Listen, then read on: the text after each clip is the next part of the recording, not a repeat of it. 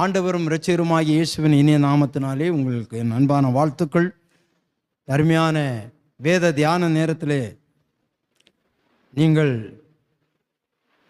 இந்த வேத தியானத்திலே இணைந்திருப்பதற்காக என் தேவனை ஸ்தோத்திரிக்கிறேன். எண்ணாகமம் புஸ்தகம் 24ஆம் அதிகாரம் 1 நாம் சில வசனங்களை வாசிக்கலாம். எண்ணாகமம் புஸ்தகம் 24:1 இஸ்ரவேலை ஆசீர்வதிப்பதே கர்த்தருக்கு பிரியம் என்று பிலேயாம் கண்டபோது அவன் முந்தி செய்து வந்தது போல நிமித்தம் பார்க்க போகாமல் வனாந்தரத்துக்கு நேராக தன் முகத்தை திருப்பி தன் கண்களை ஏறெடுத்து இஸ்ரவேலின் தன் கோத்திரங்களின்படியே பாளையம் இறங்கியிருக்கிறதை பார்த்தான். தேவ ஆவியானவர் அவன் மேல் வந்து அப்பொழுது அவன் தன் வாக்கியத்தை எடுத்து உரைத்து, பேயோரின் குமாரராகிய பிலேயாம் சொல்கிறதாவது, கண் திறக்கப்பட்டவன் உரைக்கிறதாவது, தேவன் அருளும் வார்த்தைகளை கேட்டு சர்வ வல்லவரின் தரிசனத்தை கண்டு தாழ விழும்போது கண் திறக்கப்பட்டவன் விளம்புகிறதாவது, யாக்கோபே உன் கூடாரங்களும் இஸ்ரவேலே உன் வாசஸ்தலங்களும் எவ்வளவு அழகானவைகள், அவைகள் பரவி போகிற ஆறுகளைப் போலவும் நதியோரத்தில் உள்ள தோட்டங்களைப் போலவும் கர்த்தர் நாட்டின சந்தன மரங்களைப் போலவும் தண்ணீர் அருகே உள்ள கேதுரு விருட்சங்களைப் போலவும் இருக்கிறது. அவர்களுடைய நீர்க்கால்களிலிருந்து தண்ணீர் பாயும், அவர்கள் வித்து திரளான தண்ணீர்களில் பரவும். அவருடைய ராஜா ஆகாவை பார்க்கலும் உயர்வான், அவர்களுடைய ராஜ்யம் மேன்மடையும். இதுதான் நம்முடைய ஆண்டவராகிய தேவனுடைய திட்டம். தம்முடைய ஜனங்களை குறித்த திட்டம் என்ன என்று சொன்னால், அவர்கள் எப்படி இருக்கணுமாம்? யாக்கோபே உன் கூடாரங்கள் எல்லாம் எப்படி இருக்குமாம்? இஸ்ரவேலே உன் வாசஸ்தலங்களும் அழகாயிருக்கும் என்று சொல்லுகிறார். ஆமென். சோதரம் அழகாயிருக்கும். ஆமாம், துக்கம் இருக்காது, கண்ணீர் இருக்காது, வேதனை இருக்காது. இதுதான் தேவனுடைய திட்டம். அந்த இஸ்ரவேலுடைய வாழ்வு எப்படி இருக்குமாம்? இஸ்ரவேல் ஜனங்களுடைய வாழ்வு பரவி போகிற ஆறுகளைப் போல இருக்குமாம். ஒரு பெரிய ஆறு பரவி போகுமானால் நீரோட்டம் வேகம் இருக்காது.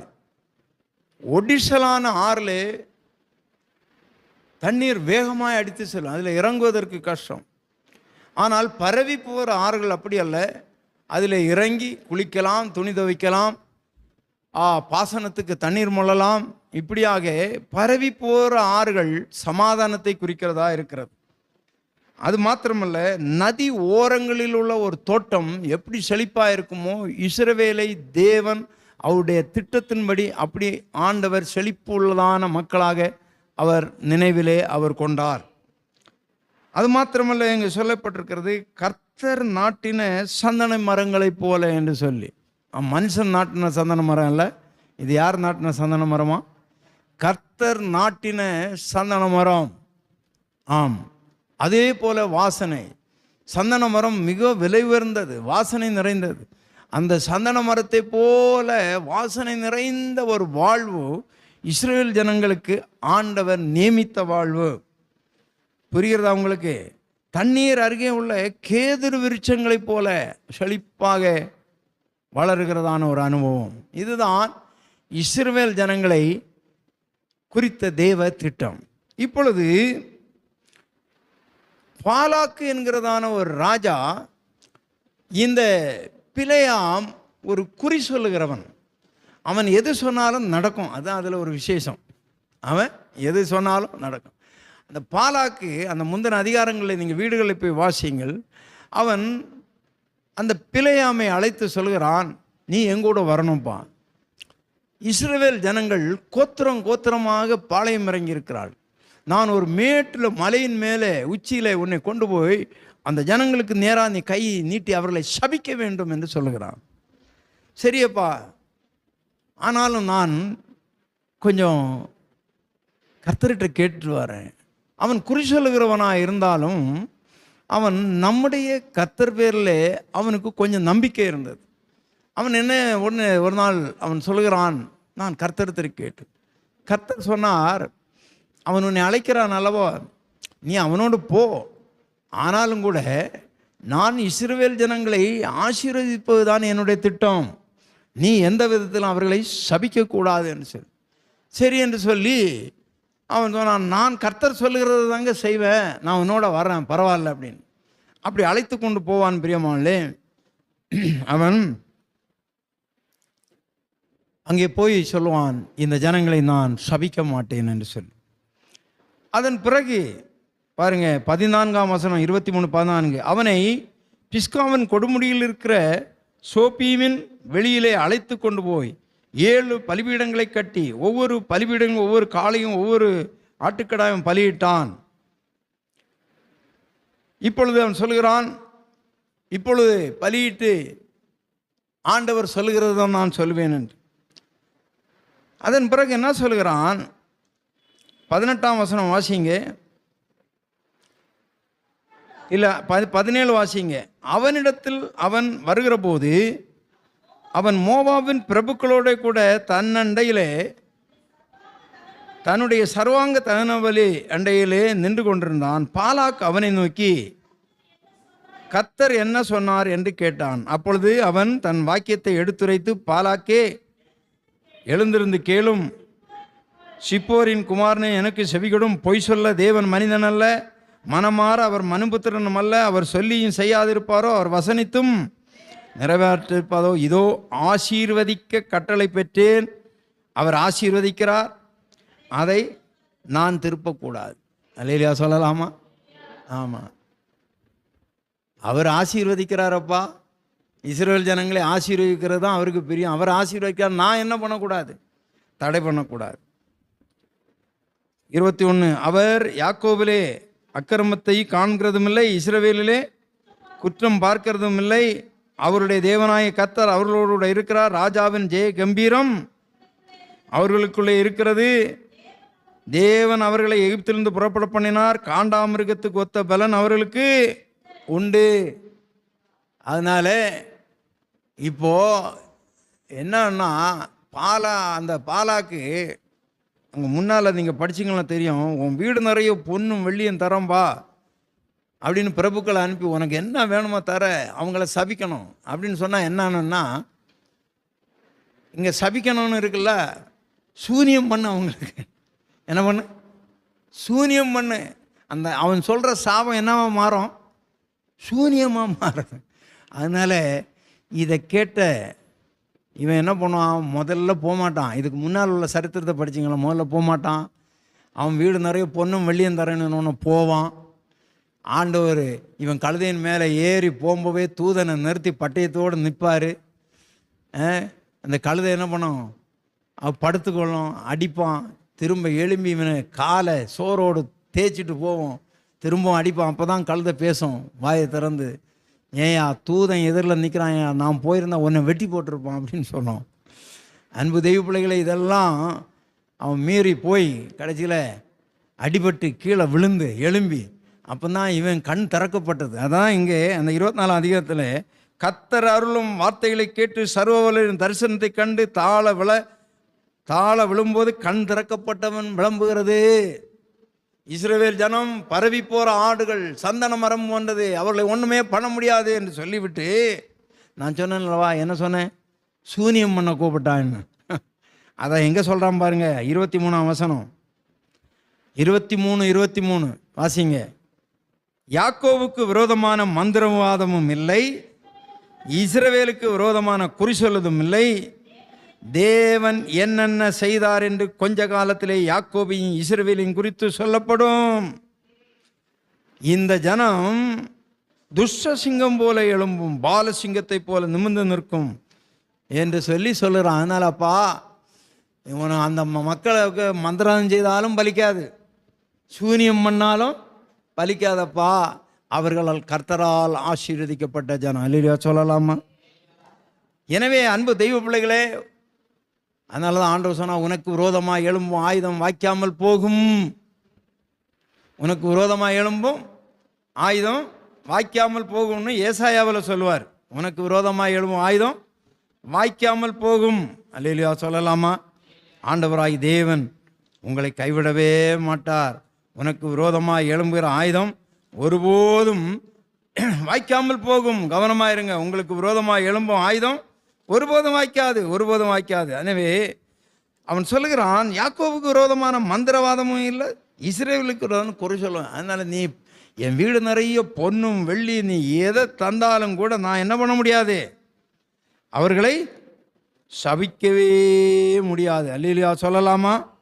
கர்த்தர் நல்லவராக இருக்கிறார். பிரியமான தேவனுடைய பிள்ளைகளே, 22ஆம் அதிகாரம் 16ஆம் வசனம் வாசிங்க. 15ஆம் வசனம். முதல்ல அவன் போக மாட்டேன்னு சொல்லுவான் பாருங்க. இவன் என்ன பண்ணுவான்? பாலாக்கு மறுபடியும் அவர்களிலும் கனவான்களான அதிக பிரபுக்களை அனுப்பி பிலேயாமின் இடத்துல போய் பிலேயாமை நோக்கி, சிப்போரின் குமாரனாகிய பாலாக் எங்களை அனுப்பி, நீர் எங்களிடத்தில் வருகிறதற்கு தடை பண்ண வேண்டாம், உம்மை மிகவும் கனம் பண்ணுவேன், நீர் சொல்வதெல்லாம் செய்வேன், எனக்காக வந்து அந்த ஜனங்களை சபிக்க வேண்டும் என்று சொல்ல சொன்னான். பிலேயாம் என்ன சொல்றான்? பாலாக்கின் ஊழியக்காரருக்கு பிரயோஜனமாக, பாலாக்கு எனக்கு வீடு நிறைய வெள்ளியும் பொன்னும் தந்தாலும்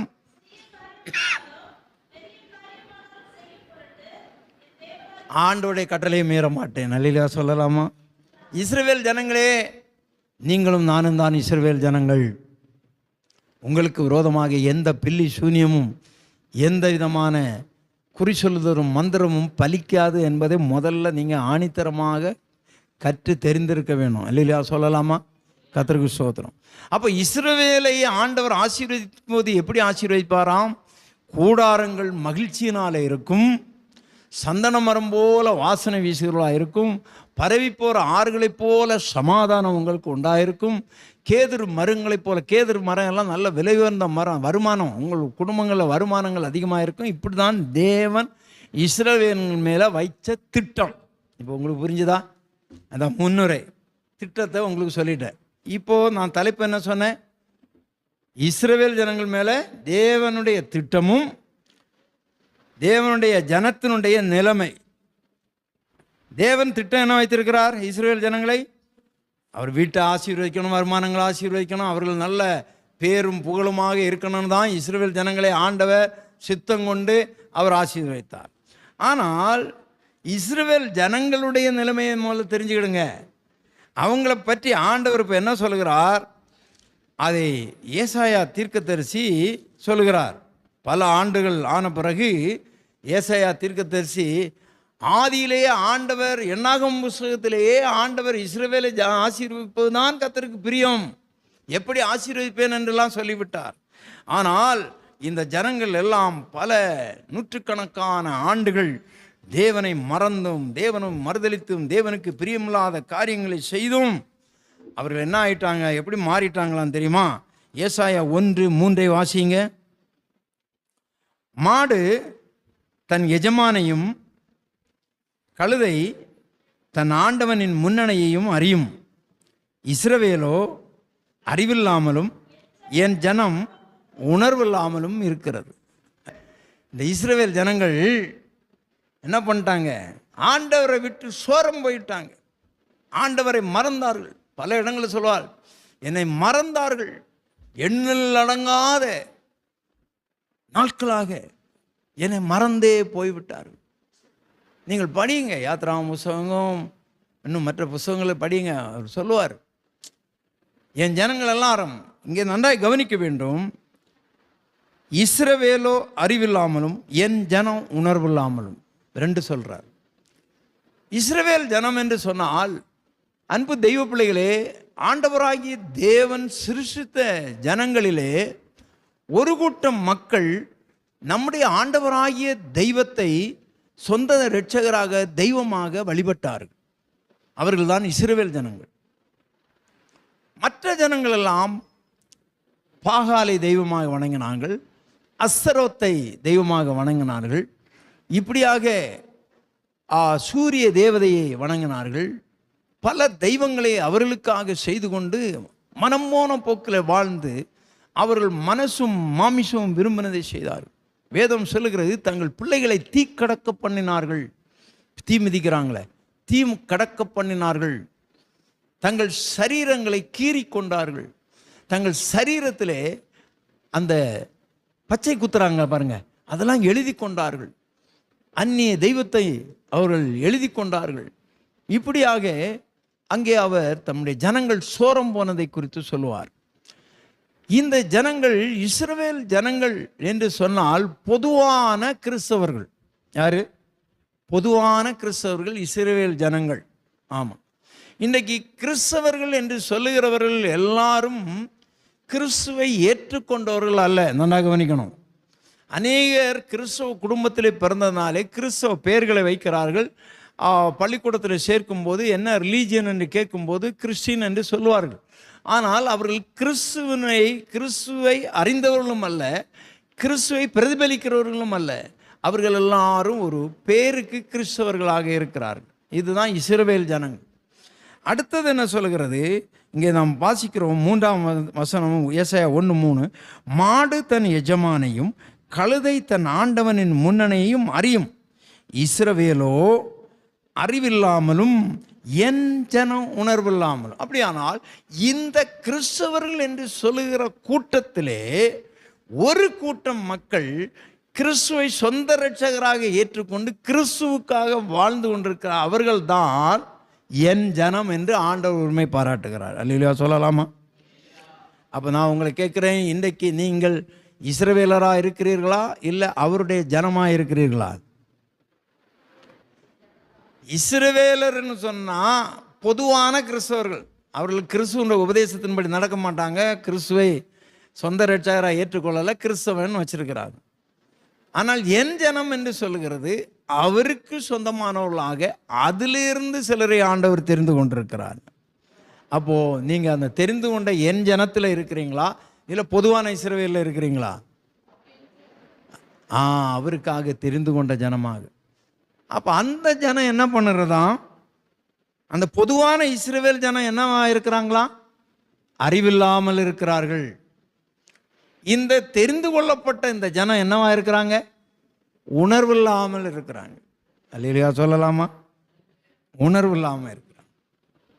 நிறைய ரட்சிக்கப்பட்ட குடும்பத்தில் பிள்ளைங்க இங்கே நீங்கள் கரெக்டாக வந்துடுறீங்க. நீங்கள்லாம் ஆமாம், 5 மணிக்கு ப்ரேயரு, மணி 5 ஆயிடுச்சு, எலும்புன்னு உருட்டுறாங்களா இல்லையான்னு எனக்கு தெரில. காலமாக சர்ச்சுக்கு போகிறதுக்கு எத்தனை பேர் உருட்டுறாங்கன்னு. உணர்வு இருந்தால் என்ன பண்ணுவாங்க? காலம் 5 மணிக்கு எழும்பி கொஞ்சம் நேரம் ஜெபம் பண்ணிவிட்டு வேதம் வாசித்துட்டு அதன் பிறகு குளித்து ரெடியாகி சீக்கிரம் 7 மணிக்கு 8 மணிக்கு சர்ச்சுக்கு போகணுன்னு போவோம். அது என்ன உள்ளவங்க? உணர்வு உள்ளவங்க. அல்லேலூயா சொல்லலாமா? இந்த நாள் ஓய்வு நாள், இது கர்த்தருடைய நாள். அந்த உணர்வு இருக்கணும். யாருக்கு? என் ஜனம் என்று ஆண்டவர் சொல்லுகிற ஜனத்துக்கு. ஆண்டவர் ஆனால் என்ன இங்கே வைக்கப்படுகிறார்? மாடுக்கு உணர்வு இருக்கிறது, அறிவு இருக்கிறது, கழுதைக்கு உணர்வு இருக்கிறது.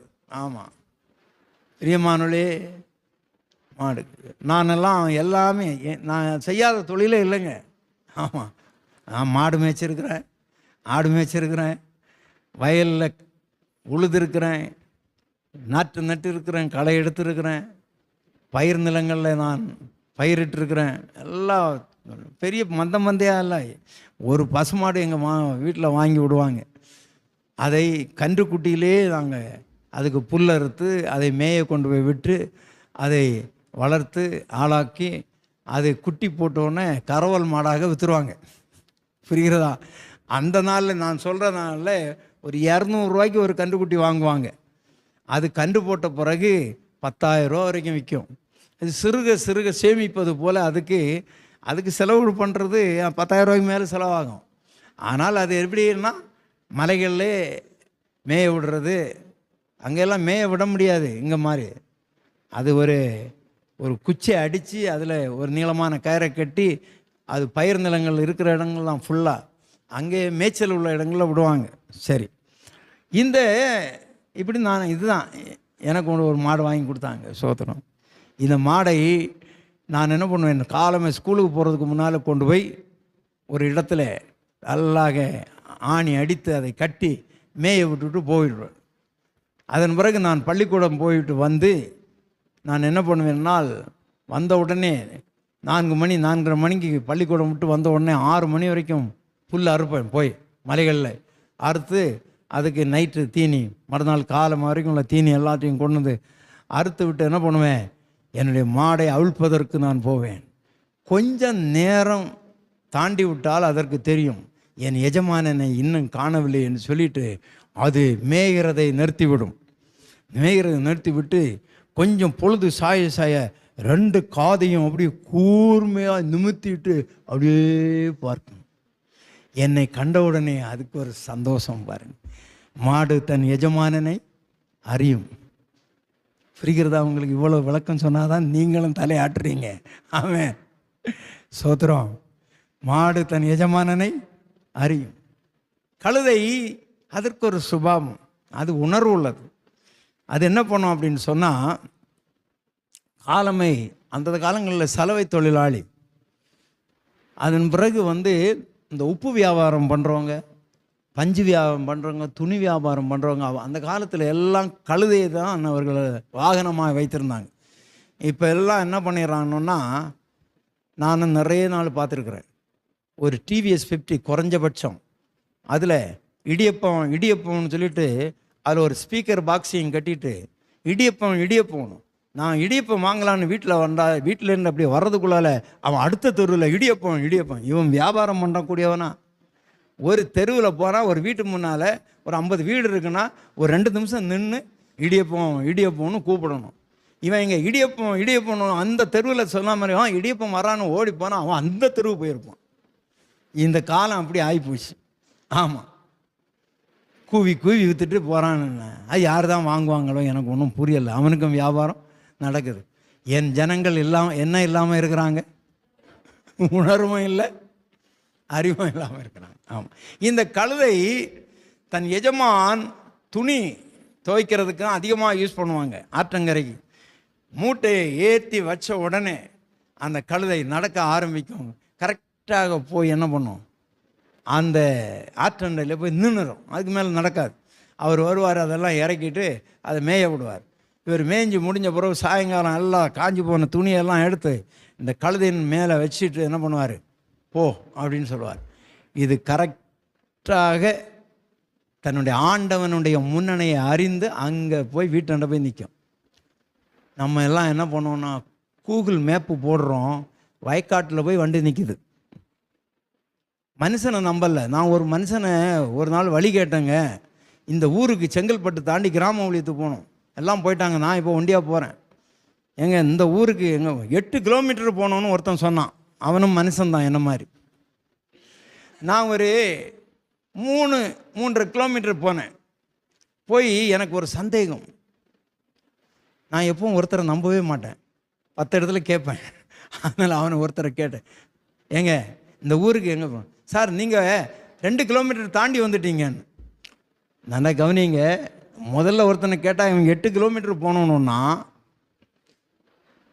3 கிலோமீட்டர் தான் போனேன், 3.5 கிலோமீட்டர் போனால் அவன் சொல்கிறான் நீங்கள் 2 கிலோமீட்டர். அப்போ 1.5 கிலோமீட்டரில் தான் அந்த இடம் இருந்திருக்கு. அவனுக்கு 1.5 கிலோமீட்டரு 8 கிலோமீட்டருக்கு மேலே அவனுக்கு நினைப்பு. சென்னையில் யாராவது ரூட்டு கேட்டிங்கன்னா சொல்லுவாங்க, அங்கே ஒரு பிள்ளையார் கோவில் இருக்கணும், தெரு பிள்ளையார் கோவில் இருக்குது. எந்த தெருவில் போய் கேட்பீங்க பிள்ளையார் கோவில்? அங்கே ஒரு பிள்ளையார் கோவில் தெரு இருக்கும். அங்கே பீச்சாங்கை பக்கத்தில் போகணும்லுவான். பீச்சாங்கைக்குன்னு சொல்லிட்டு வலது கையை காட்டுவான். இந்த பாருங்க பீச்சாங்கை. நான் ஒருத்தனை கேட்டேன், ஏப்பா பீச்சாங்கைன்னு சொல்லிட்டு இப்படி காட்டுற, நான் இப்படி போகணுமா இப்படி போகணும்? இல்லை சார். அதனால தான் ஆண்டவர் சொன்னார், இடது கைக்கும் வலது கைக்கும் வித்தியாசம் தெரியாத 120,000 பேர் யோனா நாட்களில் நினைவேல இருந்தாங்கன்னு.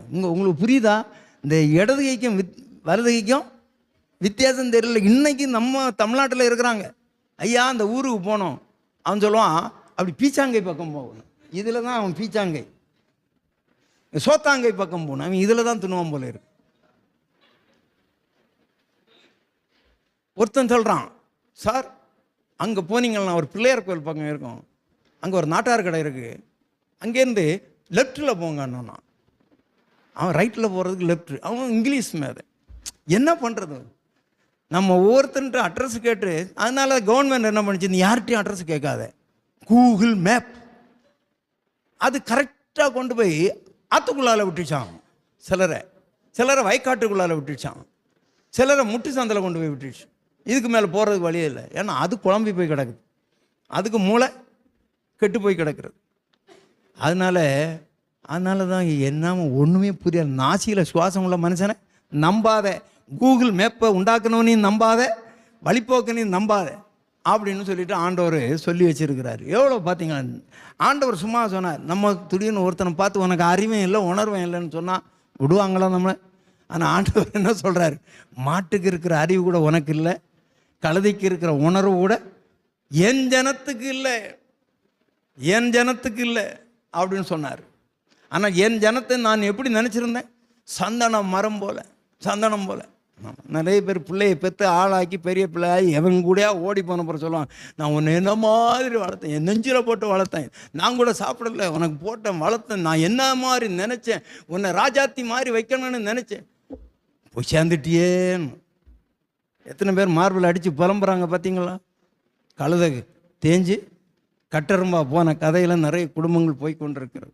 அதனால் ஆண்டவரும் சொல்கிறாரு, அவர் சொல்லிட்டார், அவரை ஒன்றும் பண்ண முடியாது.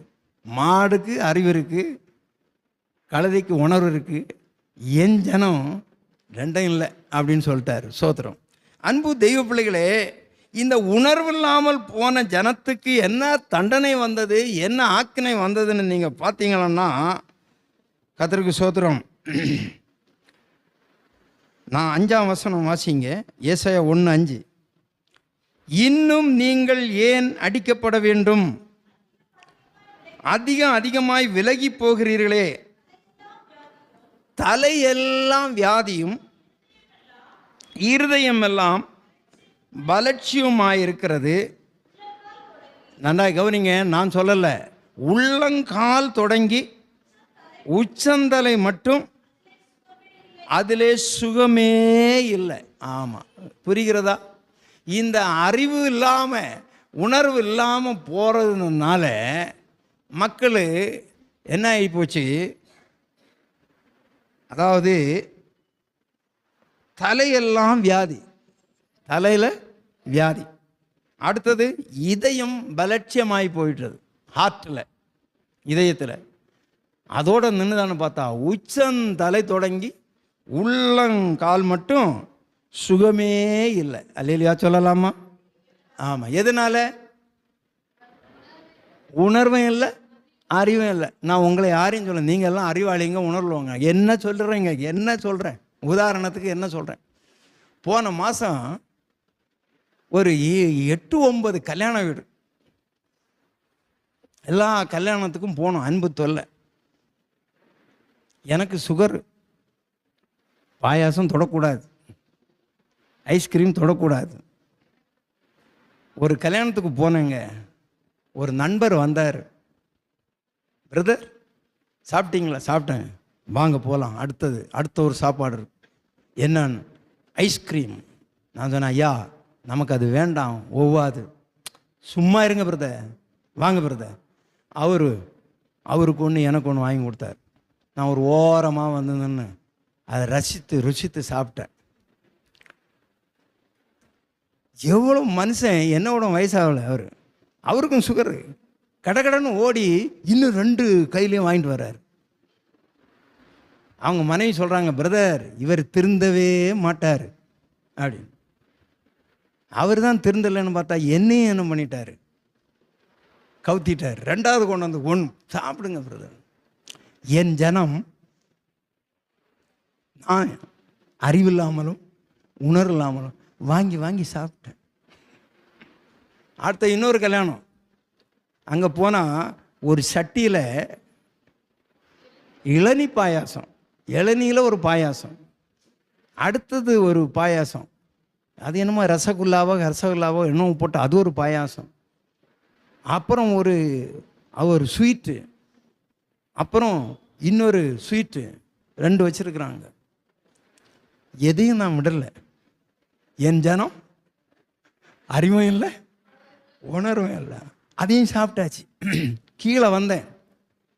அங்கே வச்சிருக்கிறாங்க இந்த ஃப்ரூட் மிக்சர், பழங்கள், திராட்சை, பூசணி பழம், தர்பூசணி, பப்பாளி, அந்த பழங்கள் எல்லாம், திராட்சை எல்லாம் இருக்குது. அதுலேயும் கொஞ்சம் சாப்பிட்டேன். அதுலேயும் கொஞ்சம் சாப்பிட்டுட்டு இங்கே நின்று பார்த்தேன். ஒரு ட்ரேயில் உருண்டை உருண்டை உருண்டையாக இருக்குது. அவனை கேட்டேன், என்னப்பா அதுன்னு. அது ரசகுல்லான்னு சொன்னான். ரசகுல்லான்னு சொன்னான். அந்த உருண்டு உருண்டு இருக்கு. சரி, இதை வேகமாக சாப்பிட்டுட்டு, அறிவில்லாதது, உணர்வு இல்லாதது, அங்கே போனால் அது காலி ஆயிடுச்சு. இப்போ மனுஷன் என்ன இல்லை, அவனுக்கு என்னதான் அவனுக்கு சுகரு, பிபி, அது இது எல்லாம் இருந்தால் அதை கண்ட்ரோலில் ஆண்டவர் வச்சுருக்கிறார். சரி, எல்லாரும் இருக்கிற போல உனக்கும் இருக்குதப்பா அப்படின்னு கண்ட்ரோலில் இருந்தால் போய் கண்டதையும் கடிதையும் போட்டு சாப்பிட்டுட்டு பார்த்தா நான் ஒரு வாரமாக காட்டில் மிதந்து கொண்டு இருக்கிறேன். ஒரு தம்பி பாடுவாரே, உன் பிரசன்னத்தினால சிறகடித்து நான் பறக்கிறேன். நான் நடந்தா அது பறக்கிற மாதிரியே இருக்குது. ஓஹோ, காற்றுல மிதந்துட்டு இருக்கிறேன். ஆமாம், என்னன்னு ஒரு நாள் செக்கப் பண்ணால் வெறும் 400 தான் இருந்தது. சுகர் எவ்வளோ இருக்கு? 400. ஆஹா, இதுதான் காற்றுல சிறகடித்து நான் பறந்துட்டு இருந்துருக்கிறோம் போல இருக்கு அப்படின்னு என் மனைவிட்ட கண்ட்ரோலாக இருக்கணும். ஆமாம், கொய்யாயில் அவிச்சு கூட அது கூட வெந்தயம் ஊற போட்டு கூட அதுன்னு சொல்லிட்டு பல கஷாயங்களை போட்டு பிடிச்சி என்ன பண்ணினேன். ஆமாம், நேற்றைக்கு காலமை செக்கப் பண்ணால் 200க்கு வந்தது. ஆமாம், கொஞ்சம் அந்த காட்டில் மிதந்தது. நேற்றைக்கு ஒரு ஃபங்க்ஷன். ஆமாம், அங்கே போனேன். எல்லாம் வெஜிடேரியன், நல்லா சாப்பிட்டேன். சாப்பிட்டுட்டு பார்த்தா மஞ்சளாக கேசரி வச்சுருந்தாங்க பாருங்கள். அதை கொஞ்சம் தொட்டு பார்த்தா அது ஒரிஜினலாகவே அன்னாசி பழம் போட்டு செய்திருந்தாங்க. டேஸ்ட்டு பாருங்கள். மொத்தத்தையும் காணும். ஒரு செகண்டுக்குள்ளால் அதை காணும். உள்ளால போயிடுச்சு. என் ஜனம் என்ன இல்லை, அறிவும் இல்லை, உணர்வும் இல்லை. நான் என்ன சொல்கிறேன், நீங்கள் நல்லவங்க, கர்த்தருக்கு ஸ்தோத்திரம். அன்பு தெய்வ பிள்ளைகளே, இது ஒரு காரியத்தை சொல்கிறீங்க. இருதயத்திலையும் பலவீனம், தலையில் பலவீனம். ஆமாம், சுகர் யாருன்னா என்னாகணும்னா தலை அப்படி சுத்தம், தலை சுத்தம், தலையில் பலவீனம், இருதயத்தில் பலவீனம். ஆமாம், உள்ளங்கால் தொடங்கி உச்சந்தலை மட்டும் என்ன இல்லை, சுகமே இல்லை. அப்புறம் என்ன பண்ணணும், நீங்கள் போனீங்களன்னா டாக்டர் சொல்லுவார், ஒரு மாஸ்டர் ஸ்கேன் ஒன்று எடுக்கணும். ப்ரைவேட்டில் எடுத்தீங்களன்னா அது 8000 10,000 ரூபா. ஜிஹெச்சில் போனாலே 4000 ரூபாங்க. ஜிஹெச்லேயே 4000 ரூபா. அங்கே ப்ரைவேட்டுக்கு கொடுத்துட்டாங்க. அவன் ஒரு பெரிய உள்ளால் விடுவான் பாரு, இங்கே விட்டு அங்கே எடுப்பான். ஆமாம், அவன் சொல்லுவான், அப்பா உச்சந்தலை முதல் உள்ளங்கால் வரல ஸ்கேன் ஆயிடுச்சு. ஆமாம், மனைவியை கூப்பிட்டு சொல்லுவாங்க, ஐயாவை கொஞ்சம் பத்திரமா பார்த்துக்கிடுங்க, இல்லைன்னா சீக்கிரம் போய் சேர்ந்துருவார். உச்சந்தலை முதல் உள்ளங்கால் வரையிலும் என்ன இருக்குது, வியாதியாக தான் இருக்கிறது அப்படின்னு சொல்லுவார். ஆமாம், அப்படி சொல்லிட போகிறாருன்னு நான் பயந்துக்கிட்டு தான் மாஸ்டர் ஸ்கேனுக்கே போகிறதே கிடையாது. 60 வயது தாண்டி இப்போ 65 ஆக போகுது. அடுத்த வருஷம் வந்தால் இது வரைக்கும் மாஸ்டர் ஸ்கேனுக்கே போகணும். நிறைய பேர் வந்து சொல்லுவாங்க, ஒரு 40க்கு மேல் போன ஒரு மாஸ்டர் ஸ்கேனு. ஏன்? உச்சந்தலை முதல் உள்ளங்கால் வரை இருக்கிற நோவை நம்ம தெரிஞ்சுக்கிடணுமா? அது இருந்துகிட்டே போட்டோம். அந்த உணர்வை கொஞ்சம் மாற்றி என்ன பண்ணணும், நம்ம ஆண்டவருக்குள்ளே வந்தால் எல்லாம் சரியாயிடும். அல்லேலூயா சொல்லலாமா? அன்பு தெய்வ பிள்ளைகளே, பாருங்க, இப்போது என்ன நடக்கிறது பாருங்க. அந்த 6ஆம் வசனம் வாசிங்க.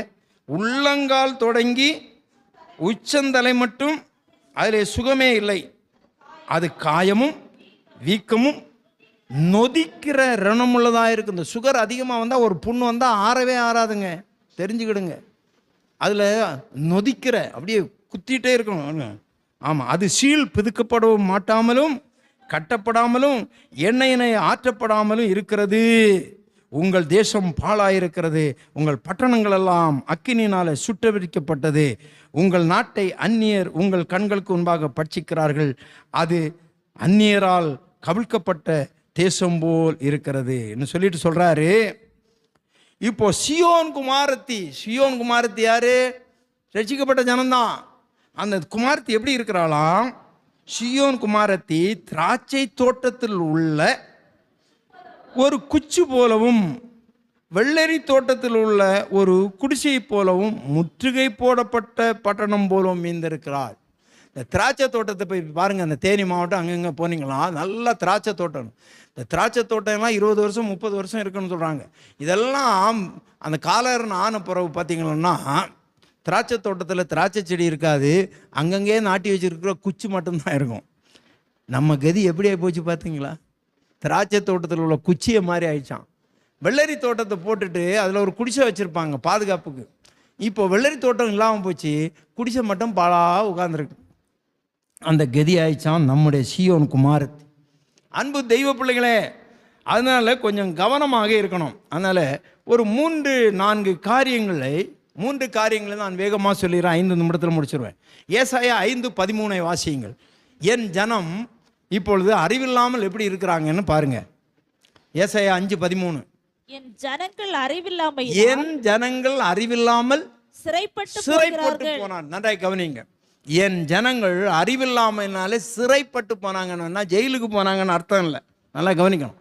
சிறைப்பட்டு போனார்கள் ஒரு குறிப்பிட்ட இடத்துக்குள்ளாக தான் அவர்கள் இருக்கணும், வெளியே வர முடியாத அளவில் ஒரு கட்டு, அதுதான். ஆமாம், இன்றைக்கு நம்மளை பாவம் என்கிற சிறை, நம்முடைய மனதிலே பொறாமை, எரிச்சல், வேதனை, கஷ்டம், துன்பம், இப்படிப்பட்ட சிறையிலே நாம் போல அகப்பட்டிருக்கிறோம். யாரு? ஆண்டவருடைய ஜனம். ஆண்டவருடைய ஜனம் சிறையில் இருக்கிறது. சிறையிருப்பு. என்ன சிறையிருப்பு? ஐயோ, என்னால் வெளியே வர முடியல, கடன்லேருந்து வெளியே வர முடியல, ஒரே பிரச்சனை, வீட்டுக்கு போகிறதுக்கே பயமாக இருக்குது. சிறைப்பட்டு போயிருக்கிறது. சிலருக்கு பாவம் என்கிற சிறை. மதுபானம் குடிக்கிறவன் அதிலிருந்து விடுபட்டு நான் என்னால் வர முடியவில்லைன்னு சொல்கிறான். அவனை சிறைப்படுத்தி வைத்திருக்கிறது. எப்போ பாரு ஹாஸ்பிட்டலும் வீடுமா இருக்குது, அது ஒரு சிறை. எப்போ பாரு பிரச்சனை, போராட்டம், கஷ்டம், மனநோவு, ஒரே சண்டை, தூக்கம் இல்லை, நைட்டில் தூக்கமே இல்லை. இதெல்லாம் ஒரு சிறை. ஒரு சிறை உன்னை சிறைப்பிடித்து வைத்திருக்கிறது. என் ஜனம் சிறைப்பட்டு போயிருக்கிறது. அந்த சிறையிலிருந்து நான் வெளியே வரணும். ஆமாம், சிறையிலிருந்து வெளியே வரணும். நீங்கள் எல்லாம் நல்லா தூங்குறீங்களா? நான் நல்லா தூங்குறது. படுக்கைக்குன்னு போயிட்டேன்னா கொஞ்ச நேரத்தில் என்ன நடக்குதுன்னே தெரியாது. அப்பப்போ ஆண்டவர் எழுப்புவார். உங்களுக்காக, நான் தேசத்துக்காக, எதுக்கு உணர்த்துறாரோ எல்லாத்துக்காக ஜெபம் பண்ணிவிட்டு திரும்பவும் அப்படியே படுத்துறது, திரும்பவும் நல்லா தூங்கிடும். இப்படி தான் என் வாழ்க்கை. ஆமாம், தூக்கமே இல்லாமல் அரண்டு புரண்டு அப்படி இப்படி. ஆமாம், யோபை பற்றி சொல்லுவேன், கிழக்கும் மெழுக்கும் மட்டும் அரண்டு புரண்டு படுக்கிறேன், நித்திரை வராமல் நான் கஷ்டப்படுறேன்னு. அது ஒரு சிறை.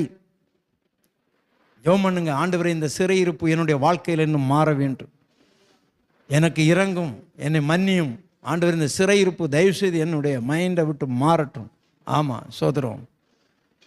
ஆமாம், சிறையிருப்பு மாறணும்.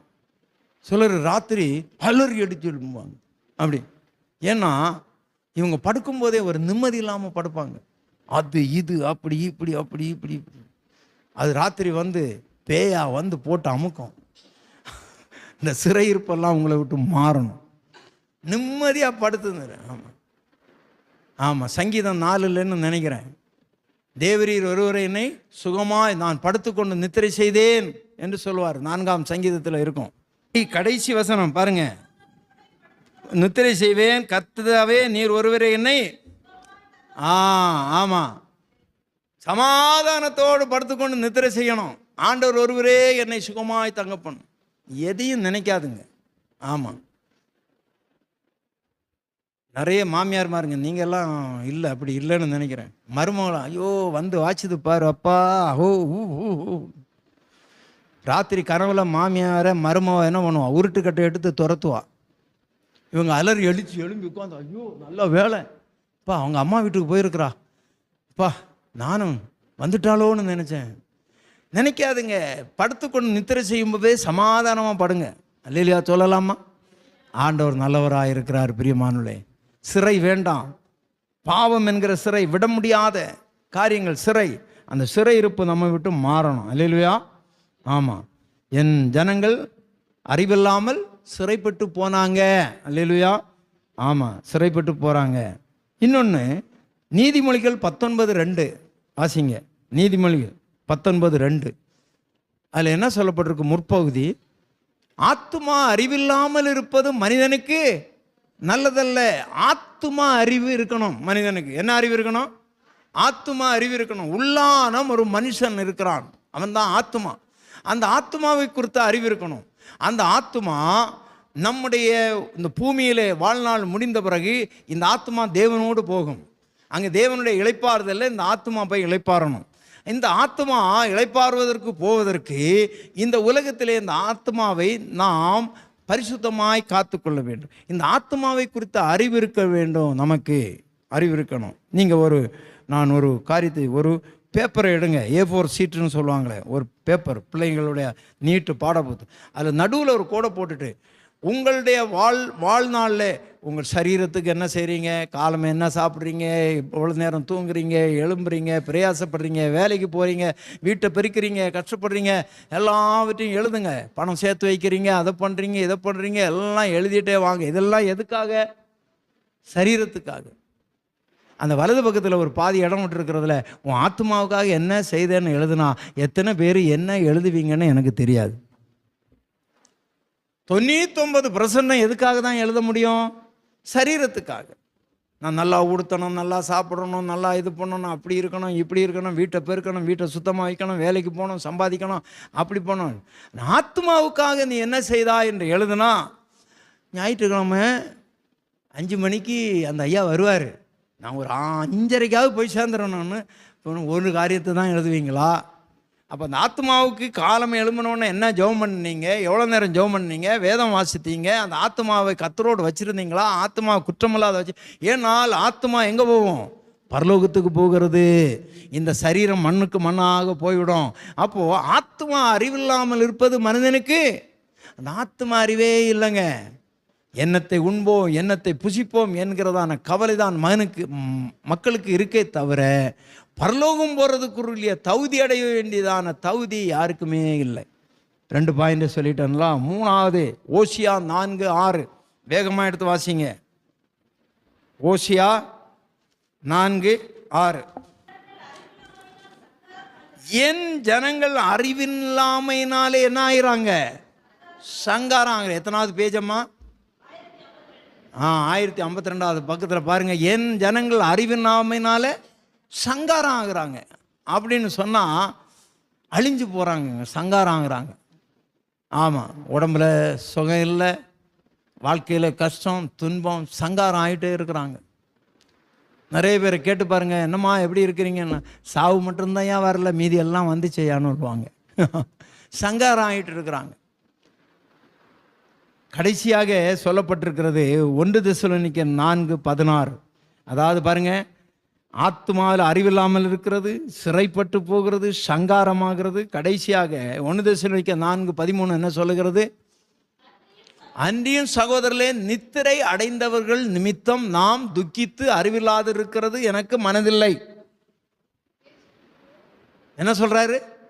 செத்து போனவர்கள் நிமித்தம், மரித்து போனவர்கள் நிமித்தம் நீங்கள் துக்கித்துட்டு அழுதுட்டும் அறிவில்லாமல் இன்னைக்கும் இருக்கிறது எனக்கு மனதில்லைன்னு சொல்றாரு. ஆமாம், இயேசுவானவர் எப்படி மரித்தாரோ மறுபடி உயிரோடு இருந்தது போல ஆண்டவர் என்ன பண்ணுவார்?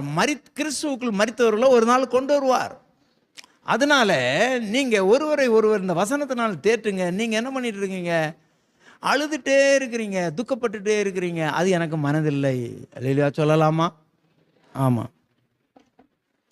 இன்னும் நிறைய பேர் மரித்து போனவர்களை குறித்து துக்கித்து அழுது கொண்டிருக்கிறார்களே, அது எனக்கு மனதில்லையா, அவன் அறிவில்லாமல் அதை செய்கிறாங்கன்னு சொல்கிறார்.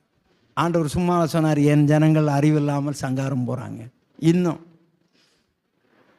வியாதி படுக்கையில் கிடந்து பாவம் அவர் தண்ணி இறங்காமல் கஷ்டப்பட்டு உணர்வு இல்லாமல் பெட்டில் எல்லாம் போய் கஷ்டப்பட்டுட்டு இருக்கிறாங்க.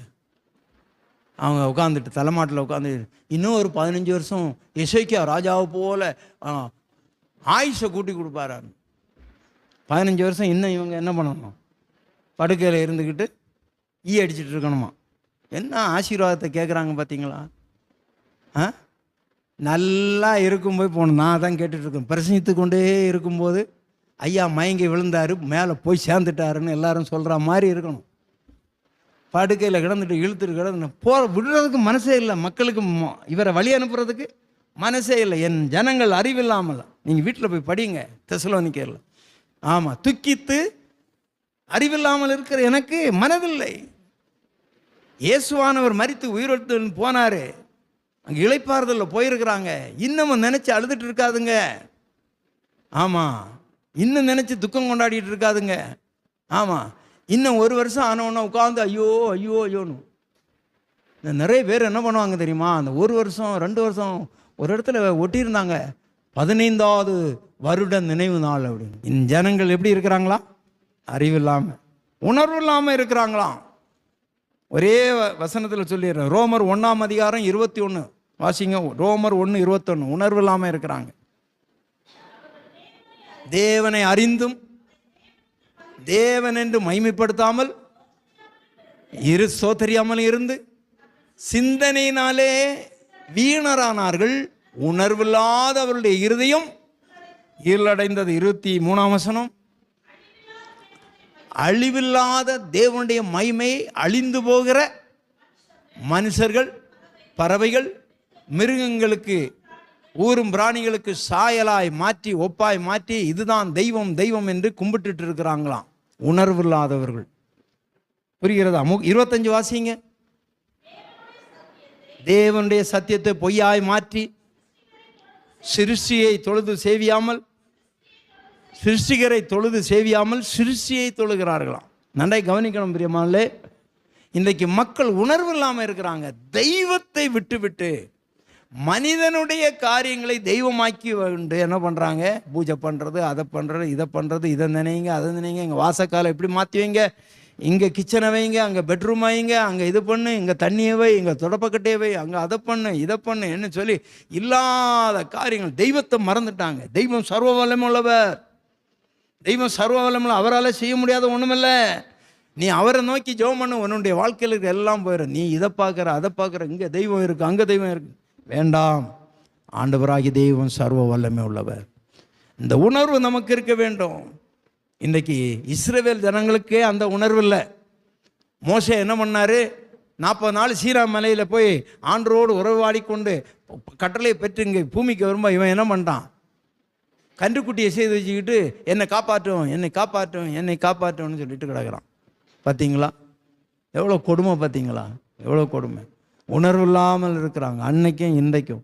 எனவே கர்த்தருடைய பிள்ளைகள் இந்த நாள் பார்க்கறது, குறி கேட்கறது, ஜாதகம் பார்க்கறது, கைரேகை பார்க்கறது, கிளிஜோசியம் பார்க்கறது, அதை போக்குறது, இதை பார்க்கறது, வீட்டில் அந்த பொருளை இங்கே வச்சா இங்கே மணி பிளான்ட். இப்போ சொல்கிறான் ஒருத்தன், இந்த பொருளை பீரோவில் வைத்தால் பணம் குறையாமல் இருக்கும், இதை பர்சில் வைத்தால் பணம் குறையாமல் இருக்கும், இந்த படத்தை பாக்கெட்டில் வச்சால் உங்களுக்கு பணம் செல்வம் வந்து கொட்டும்னு உலக வியாபாரமும் சொல்கிறான். இந்த கிறிஸ்தவனுங்களும் நிறைய பேர். ஆமாம், நான் சொல்லுவேன், ஒருத்தன் மோதிரம் வித்துட்டு இருந்தான். சார் இந்த மோதிரத்தை மாட்டினா அதிர்ஷ்டம் அப்படியே கொட்டோம்னு.